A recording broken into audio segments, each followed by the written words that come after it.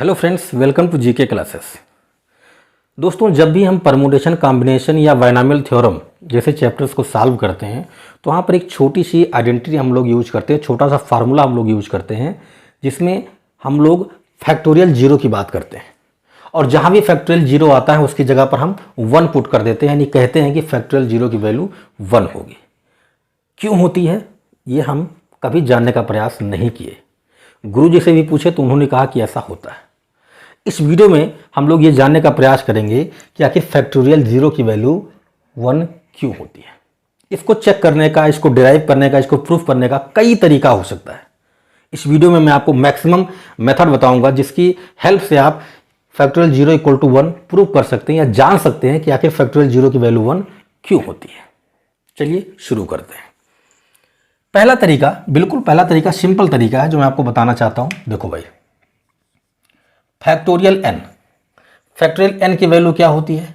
n, n-1, n-2, n-3, dash dash, sorry dash dash नहीं है, into है ये, है ना, 3, 2, 1, ये 1 पे जाके रुक जाती है। फैक्टोरियल n की वैल्यू ये होती है। अच्छा, मैं आपसे बोलूं कि अगर मैं इस n को रोक लूं तो यहां से लेकर यहां तक की वैल्यू क्या होगी? इसको अगर मैं फैक्टोरियल में लिखना चाहूँ तो यहाँ से लेकर यहाँ तक की वैल्यू क्या होगी? तो यहाँ से लेकर यहाँ तक की वैल्यू को मैं लिख सकता हूँ कि factorial n equal to n, और ये क्या होगा? n-1 फैक्टोरियल, यही तो होगा भाई। यहाँ से लेकर यहाँ तक को मैं n-1 फैक्टोरियल लिख सकता हूँ। ठीक है,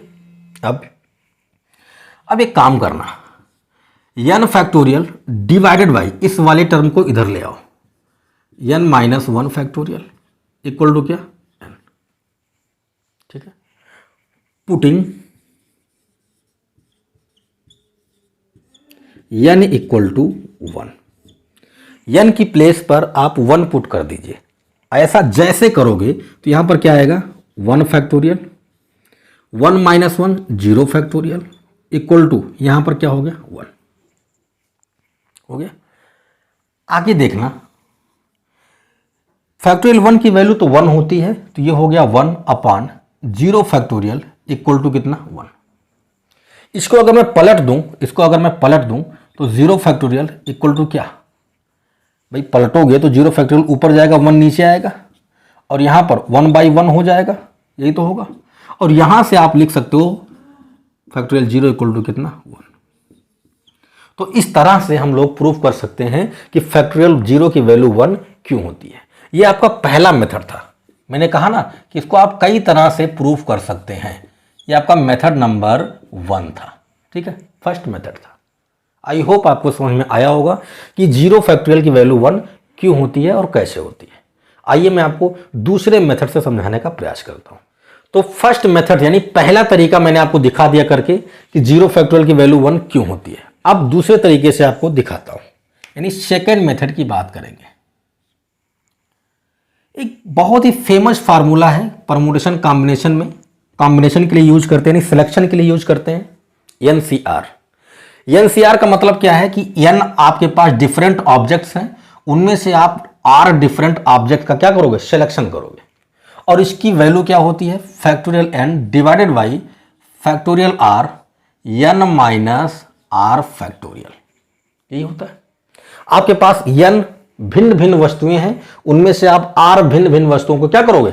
सेलेक्ट करोगे। सिलेक्शन होता है वहां पर तो NCR लगाते हैं, और जहां पर हम लोग अरेंजमेंट की बात करते हैं वहां NPR लगता है, लेकिन यहां बात हो रही है NCR की। बात आई समझ में?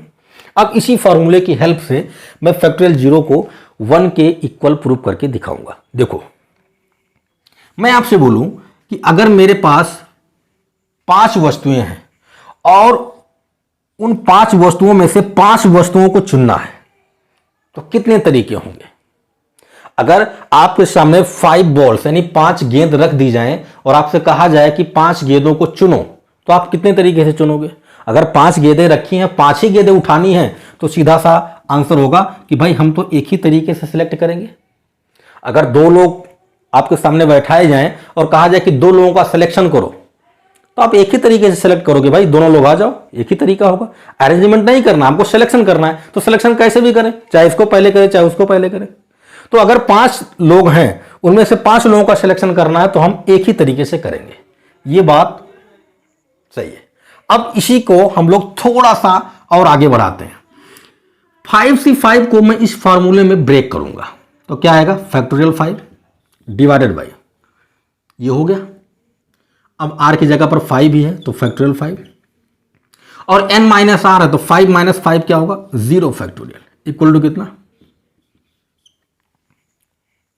1।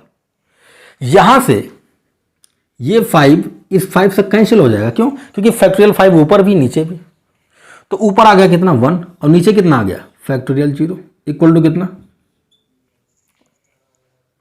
अब यहां पर फैक्टोरियल 0 है तो इस फैक्टोरियल 0 को हम 0 नहीं लिख सकते।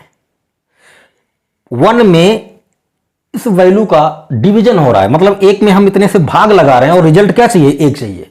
तो किसी भी नंबर में जब आप भाग लगाओ और 1 आए तो इसका मतलब क्या है कि जो नंबर ऊपर है वही नंबर नीचे होना चाहिए। अगर 2 में 2 का डिवीजन करेंगे तो 1 आएगा, 3 में 3 का करेंगे 1 आएगा, 100 में 100 का करेंगे तो 1 आएगा। मतलब यह है कि इस चीज को सत्य करने के लिए, सही साबित करने के लिए फैक्टोरियल 0 की वैल्यू 1 के इक्वल होनी ही चाहिए। ये नेसेसरी कंडीशन है। तो यहां से हम कह सकते हैं कि भाई फैक्टोरियल 0 की वैल्यू क्या होनी चाहिए, 1 होनी चाहिए। ये दूसरा मेथड था। मैं आशा करता हूं कि आप इस मेथड को भी समझ गए होंगे। अब आइए एक तीसरा तरीका भी है, उसको भी जान लेते हैं। तो अभी तक मैंने आपको 2 तरीकों से बता दिया कि फैक्टोरियल 0 की वैल्यू 1 क्यों होती है और कैसे होती है। अब एक और तरीका है, यानी हम कह सकते हैं थर्ड मेथड है ना, तीसरा तरीका। इसमें क्या करेंगे, देखो आप एक चीज जानते हो कि फैक्टोरियल 1 की वैल्यू क्या होती है, 1 होती है। फैक्टोरियल 2 की वैल्यू क्या होती है, 2 होती है। फैक्टोरियल 3 की वैल्यू क्या होती है, 6 होती है। फैक्टोरियल 4 की वैल्यू क्या होती है, 24 होती है। फैक्टोरियल 5 की वैल्यू क्या होती है, 120 होती है। और ऐसे ही आप आगे बढ़ते हुए चले जाओगे, आपको जहां तक आपकी इच्छा वहां तक आप लिख सकते हो।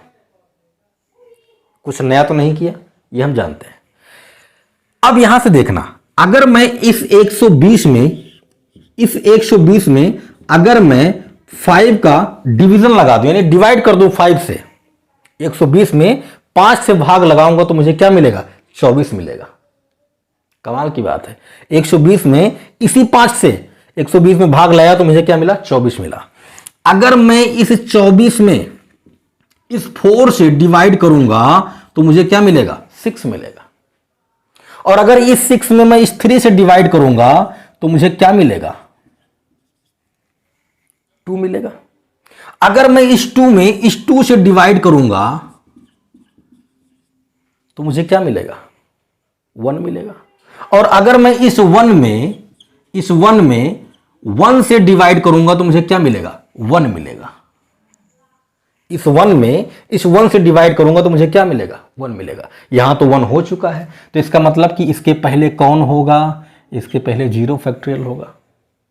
तो इस तरह से भी आप पेयर बना के चेक कर सकते हो कि भाई 120 में 5 से भाग लगाया 24 मिला, 24 में 4 से भाग लगाया 6 मिला, 6 में 3 से भाग लगाया 2 मिला, 2 में 2 से भाग लगाया 1 मिला, 1 में 1 से भाग लगाया तो 1 मिला। आ गया रिजल्ट कि 0 फैक्टोरियल की वैल्यू क्या होगी, 1 होगी। भाई हम लोगों को कहीं से भी शुरुआत करो, आपको 1 तक जाना है, 1 तक आपको जाना है। तो इस तरीके से भी आप चेक कर सकते हो कि 0 फैक्टोरियल की वैल्यू 1 होती है और इस तरह से होती है। तो इस वीडियो में मैंने आपको यह बताने का प्रयास किया कि 0 फैक्टोरियल की वैल्यू 1 के इक्वल कैसे होती है। मैं आशा करता हूं कि आपको वीडियो पसंद आया होगा। वीडियो पसंद आया हो तो लाइक कीजिए, दोस्तों को शेयर कीजिए, कमेंट करके जरूर बताएं कि वीडियो आपको कैसा लगा। और ऐसे ही मैथ्स से रिलेटेड कोई भी रोचक जानकारी जानने के लिए, पाने के लिए चैनल को जरूर सब्सक्राइब करें, बेल आइकन को प्रेस कीजिए, ऑल पर क्लिक कीजिए, ताकि आपको ऐसी ही रोचक जानकारियाँ मिलती रहें। मिलते हैं किसी और वीडियो में किसी और रोचक जानकारी के साथ। अपना ख्याल रखें। जय हिंद।